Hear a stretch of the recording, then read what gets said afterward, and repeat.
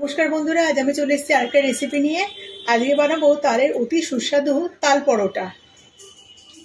তাল তো জাল দিয়ে রেখে দিই আমি। তাল ঘষে নিয়ে এটাকে জাল দিয়ে ফ্রিজে রেখে দিই, বহুদিন থাকে এটা। সেই জন্য আমি ময়দা নিয়ে নিয়েছি। এর মধ্যে দিয়ে দেবো একটুখানি চিনি গুঁড়ো আর লবণ। লবণ আর চিনিটা দিয়ে নিয়েছি। এবার এর মধ্যে দিয়ে দেবো একটুখানি রিফাইন অয়েল, অল্প একটুখানি, যেহেতু পরোটা হবে। এবারে এটাকে তিনটাকে একসাথে ভালো করে আগে মিশিয়ে নেব। শুকনো উপকরণগুলো ভালো করে মিশিয়ে নিয়েছি। এবার তাল দিয়ে কিন্তু মাখা হবে। একেবারে দিলে কিন্তু হবে না, অল্প অল্প করে দেব। 3 চামচ মতো নিয়ে নিই, তারপর যখন যেমন লাগবে তেমনভাবে দেব।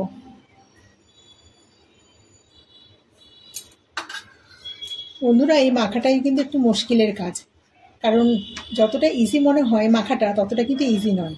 তাল তো একটা স্টিকি ব্যাপার থাকে, ওটা না হাতের মধ্যে এই যে এভাবে আটকে যাবে। একটু ধৈর্য ধরে এটাকে করতে হবে। আমার আরও তাল লাগবে।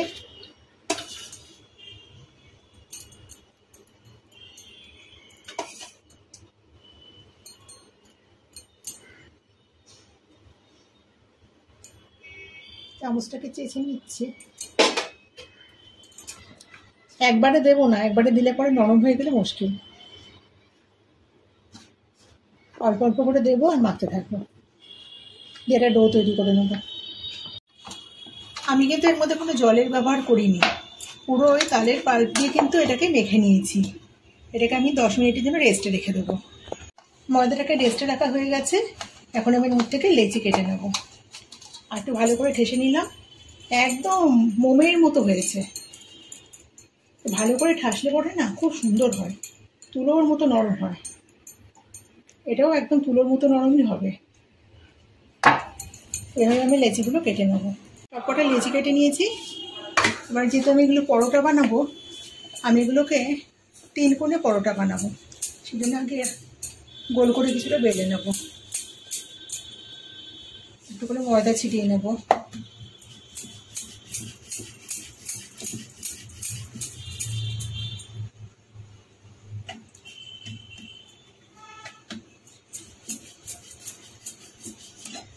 বেলে নিয়েছি। এর মধ্যে আমি দিয়ে দেবো, আমি রিফাইন অয়েলে করবো। মাঝখানে রিফাইন অয়েল দিয়ে দিলাম, ভালো করে মাখিয়ে নিলাম। পুরোটা জুড়েই কিন্তু মাখাতে হবে। এবারে আমি ভাজ করে নেব। এইভাবে আমি সবগুলোকে বানিয়ে নেব। সবগুলো তিকোনাভাবে বানিয়ে নিয়েছি পরোটাগুলো। এবার বেলতে শুরু করে দিয়েছি। যেভাবে আমরা পরোটা বেলি সেভাবেই বেলবো। এর মধ্যে গ্যাসের ওভেনে আমি চাটু বসিয়ে দিয়েছি। আমি যেহেতু লেচিগুলোকে খুব একটা বড় নিইনি, সে কারণে খুব বড় কিন্তু হবে না। পরোটা লেচি কিন্তু আমি আরও বড় নিই, আমি কিন্তু ছোটো ছোটোই নিয়েছি। একটা পাট একটুখানি হয়ে গেছে, উল্টে দিলাম। এবার এর মধ্যে দিয়ে দেবো রিফাইন অয়েল। যেভাবে আমরা পরোটা ভাজি সেভাবেই ভাজা হবে।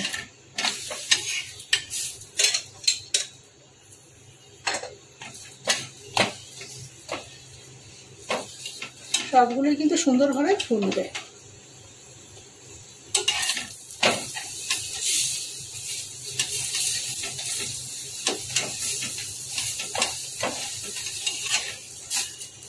উল্টে পাল্টে একদম, এই যে একদিক চাপ দিলে এই যে প্রত্যেকটাই কিন্তু এরকম বেলুনের মতো ফুলবে। আর ফুলবে বলেই কিন্তু খুব নরম হবে।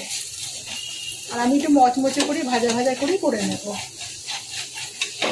এটা আমার হয়ে গেছে, এটা আমি নামিয়ে নিলাম। আমার সব কটা তালের পরোটা ভেজে নেওয়া হয়ে গেছে। দেখুন বন্ধুরা, একদম তুলোর মতো নরম। খুব গরম, ধরা যাচ্ছে না, কিন্তু একদম তুলতুলে নরম। আর খেতেও কিন্তু মানে অসাধারণ, কি বলবো। আর দেখুন পরোটার কতগুলো ভাজ, একদম তুলতুল করছে নরম। এখন এই যে ছিঁড়ে দেখাচ্ছি।